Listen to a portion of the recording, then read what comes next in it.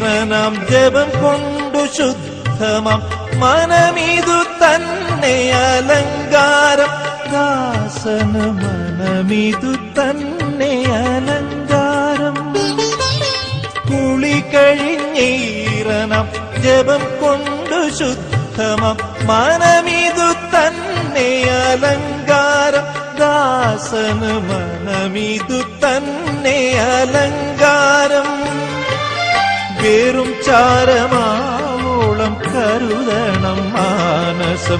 മണിനാഗം തളയാകും പദപങ്കജം. ഇരുകര തൊട്ടാലെ ഇഹപര ജീവിത പുഴ നീന്തി കേറുവാനാകും.